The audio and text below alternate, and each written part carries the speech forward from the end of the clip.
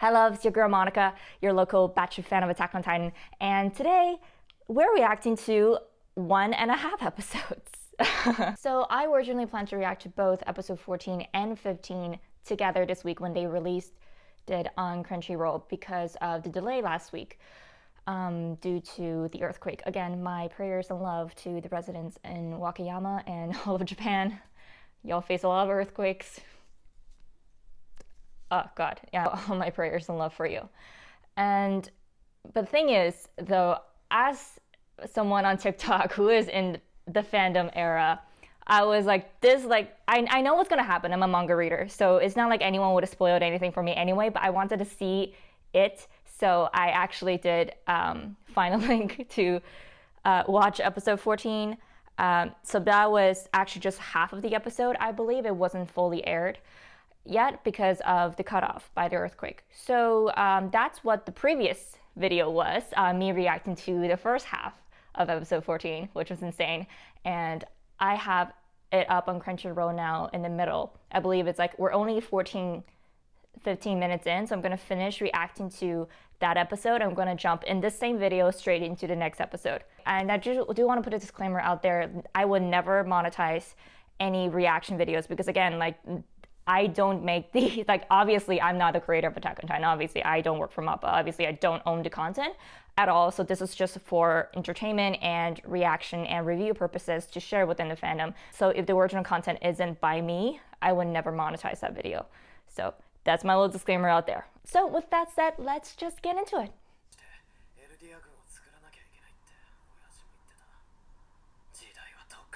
Oh, he kind of looks like Eren from the side a little bit. Well, it's animation, like what can you do? Anyway, yeah, okay, let's talk about a little bit. So remember when Attack on Titan was about fighting titans? And now we're fighting humans? Like, we kind of saw that coming like part way through, like, I feel like season 2. But it's still like very heart-wrenching to know that, okay, cool, in this fantastical world, humans are still the problem. We're always the problem. Yeah.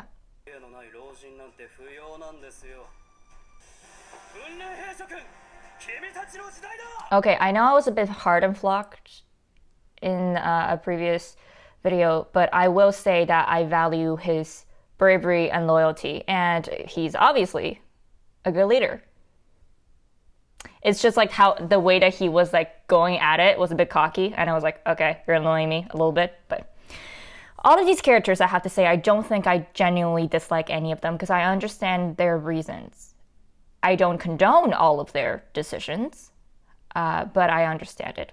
One of the things why I love Attack on Titan so much is like no one is black and white, and I feel like that's just a trend in all of our stories now and should be from now on, because no one is solely evil and no one is solely good. It's always just protagonist versus antagonist, but protagonist doesn't necessarily mean that everything you do is for good. For better, for instance, of what Eren's doing now. He's technically still the protagonist of the show. Have you guys seen that meme where it's like one of my favorite things I saw this year was like, I think it was from that game. I will post that meme right now. That I feel like that's my favorite thing. It's just so, it's like, it's just, I shared it in my story on my Instagram. It's just my favorite thing ever. Eren is just everything right now in the show. It's great. It's just genius. Like, hats off to, I'm not wearing a hat, but like, invisible hats off to you, Isayama.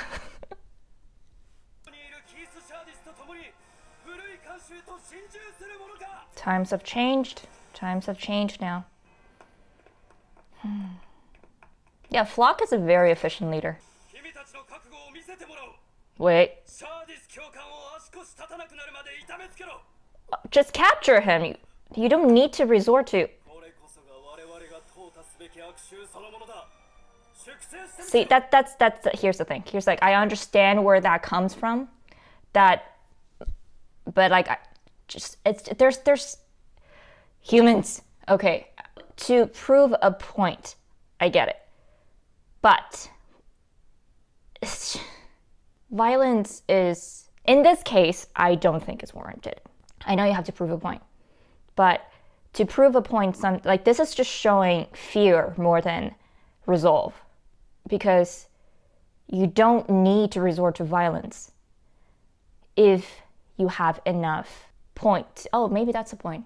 Yeah, remember when Armin said in episode 1, the reason why and when he was being bullied, Armin said that they only beat me up because they can't prove I'm wrong and because they can't say anything against what I'm standing for. Because Armin wanted to go see the world. Armin wanted to see the outside world. But then the bullies have nothing to say against that. All they can do is resort to beating him up. It's like, shoot the messenger. It just proves your own insecurity. So actually, yeah, you know what? This is, I think, just showing that they have that result.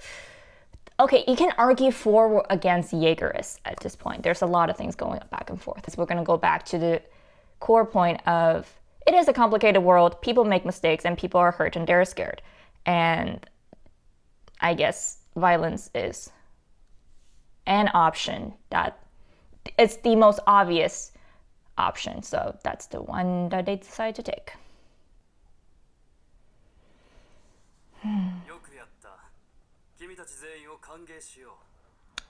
Poor Keith. Yeah, I think this is just to prove a coward's resolve. Because if people were to follow you because of your solid values, you don't need to resort to this. So this is just literally to prove that you have a lot of insecurities. It's sad though, because Keith didn't deserve that, but... Oh, Armin. Yeah, no, Armin's healed. He's good. Yeah. He's a Titan. Hi, Aaron. What are you thinking? A lot. Oh, right, Zeke. You know, I really feel bad for him. Because, like, to face Levi is hard enough. But to face an angry Levi that you pissed off God knows how many times, oof. It's quite smart.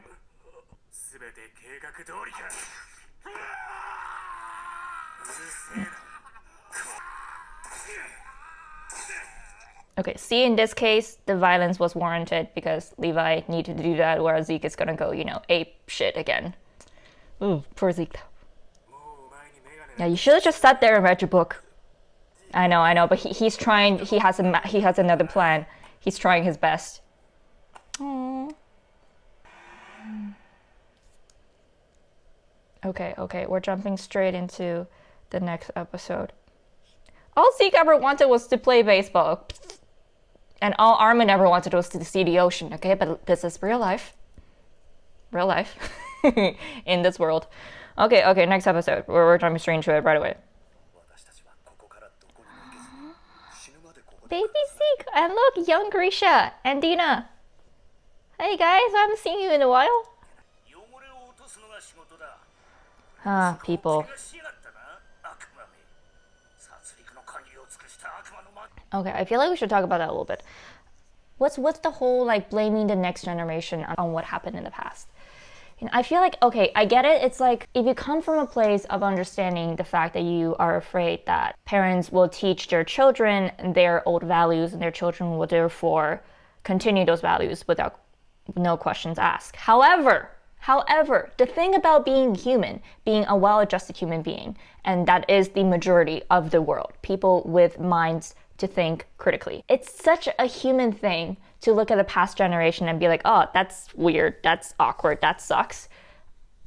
It's not just like, that's not a new thing. It's not like Gen Z looking at millennials looking at boomers, and it's just like, oh wow, look at them, they're so lame. That's been happening ever since humans have been humans. Thousands of years. So why is it that we think that just because people in the past did something, their direct biological descendants will do the exact same thing? I understand where that logic comes from, but I feel like we're at the point in history, looking at history, and in life to know that that is simply not true. We should not hold present people accountable for the terrible things their ancestors did in the past. We should learn from them. We should know what they did. We should atone for it. And that's how we stop history from repeating. But the problem is, we keep going in life in this stupid warped sense of honor that we have to deny, like, oh, our ancestors did anything bad in the past. That's how history repeats. That's why things keep repeating. And I know how hard it is, definitely, to admit that even just to admit that you were wrong. Can you imagine admitting that your family was wrong. So I understand how hard that is. But that concept is such a universal human experience that I feel like we should hold more compassion to each other and allow nations and people to recognize that and to atone for the mistakes of the past, learn from them, but don't blame the new generation for things that they didn't do. And even if you believe in reincarnation, people are born blank slates anyway, and still the universe brought them here. That means they can grow, and that means they can atone. But that starts by not putting the blame of everything that happened in the past on a new person. I thought that was going to be a short 2 cents, but we delve into something else there. Oh, we're back in training days with Zeke. Let me guess. He's falling behind, but he's the one that's going to inherit your Titan power, because I'm assuming whoever's speaking right now is the current Ape Titan. This was probably also in the manga. I probably like just sped through this part because I was just, tell me what happens. I will go back and reread everything in detail for like our full analysis once this thing is over, I promise. Because he was forced to.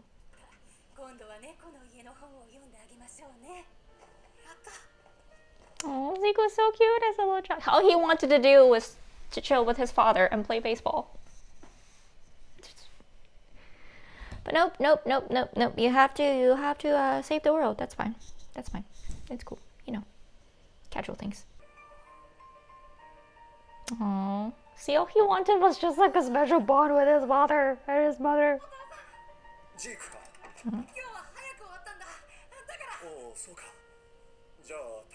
No, Grisha, go play baseball with your son. You can't hear me. My name's not Aaron.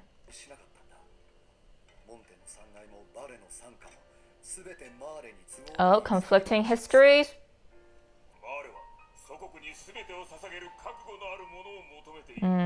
Okay, but here's the thing. Okay, even to an adult, that like going between these two worlds must be super hard. But Zeke is just a tiny baby. He's not a tiny baby. He's a child. That's a lot of pressure. That's just okay. Well, everyone in the show is put on a lot of pressure as a child. I get it, but still, it's just hard. Poor Zeke though. He's trying his best. Everyone is trying their best. Look at that throw. I want him to have fun playing baseball, but I don't like the fact that he's good at throwing things.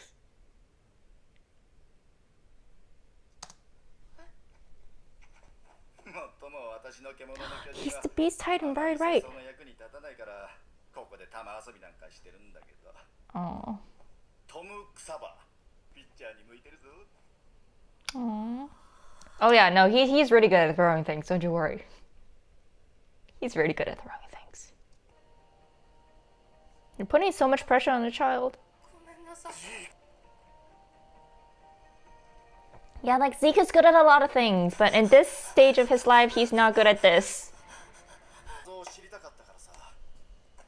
Yes. Oh, he gives me Hanji vibes. And Armin. Like, he's definitely a lot calmer than Hanji. Ah.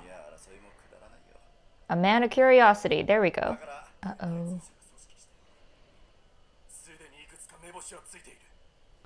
I love how, like, in every show that when they're discussing something that's important, the door just conveniently unlocked and ajar. I know it's so unrealistic, but like I just love that trope. It's just, oh yeah, wow, let's talk about something that has life and death consequences with an open door. It just kills me every time. Don't look at your son like that, Grisha, okay? He didn't choose this life. He just wants a family to be safe. Okay, but all right. Let me defend Grisha for a second. How audience are being treated in Marley is horrible, and I don't. And it's like it has to change. So I understand where Grisha is coming from, and I know he is trying his best to make a change for his people because he sees the inequality and he sees the violence and he sees that this is just it's not fair for them at all. No. So I understand. Like, he's putting a lot of pressure on Zeke, which is baby, basically. And it's, yeah, but I understand where Grisha is coming from, so I can't fault him for that. This whole thing, and you get to see Zeke's side and Grisha's side, and you're just like, oh, this show, man. But like, what else could you do, right? At this point as Grisha, because he has this opportunity to make such a big difference. And to do anything, you have to, like Armin said, abandon what you were before. Nothing changes if nothing changes. And in terms of war, and in terms of something this big, perpetuated by so much hatred and fear, and just the illusion of separation and all of this stuff, it's hard. It's oof. You always have a choice to do anything in life. However, there's just a lot of things that are, it feels like you can't choose. It feels like you have no choice. And no one can ever be in judgment of what you decide to do in those cases. Because unless they're actually in that corner, backed into that corner, they don't know. And we're watching the show as bystanders. But it's, yeah.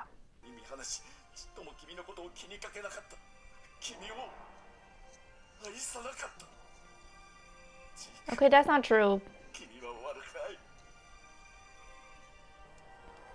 Well, like, they loved him, but they also have like their huge plan, you know. They wanted to do a lot more than just stay here. And in doing so, they kind of isolated him and put unrealistic expectations on one child, one person.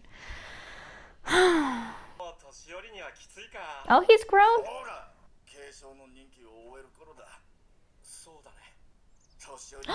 Babies, look. Okay, so we have Annie, we have Porco. Is that, oh, Bertold, Reiner, Peak, all of them. What? Panda. Okay. Relatable. Can we do that? Can we borrow that?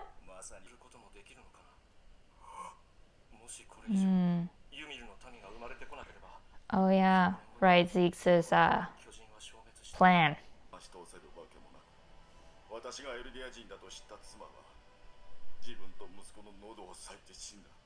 Ooh. Okay, that's yeah. Right. I conveniently forgot about this part. Because I didn't want to think about it. It's too painful.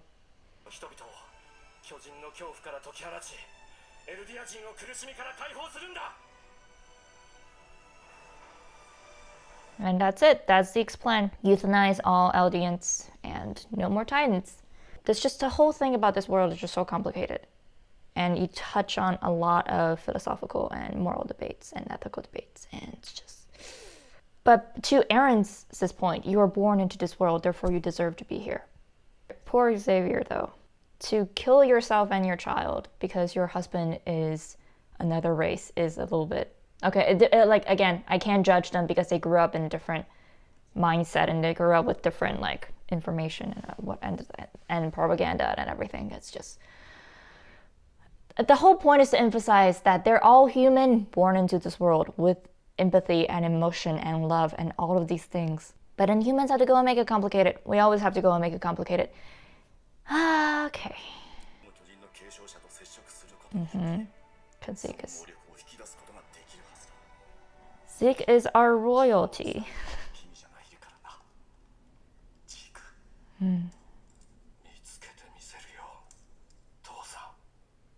Oh. Yeah, he views Xavier as his father and not Grisha. Grisha tried his best. Grisha wasn't fatherly in this case, but yeah. He learned his lesson though.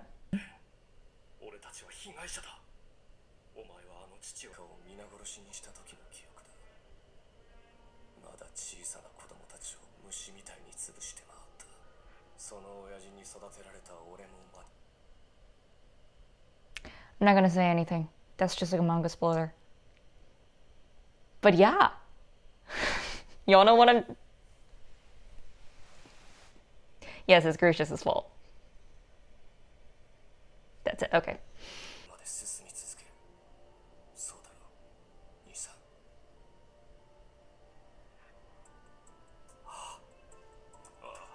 Oh. See, Zeke is actually just a very emotional furball.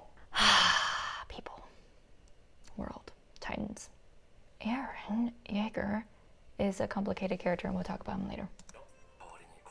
Oh, that's how he shows love. It's his baseball.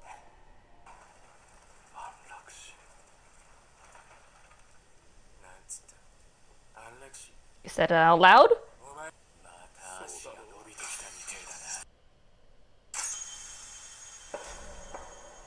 Oh wait, no, what are you, Levi, run! Right, this happens here.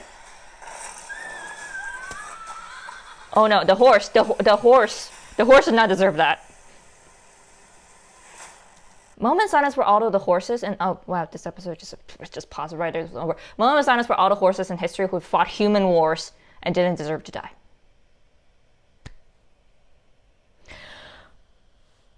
Okay, yep, that happened.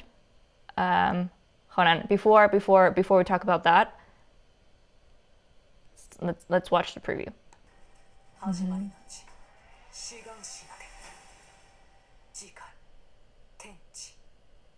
Above and below.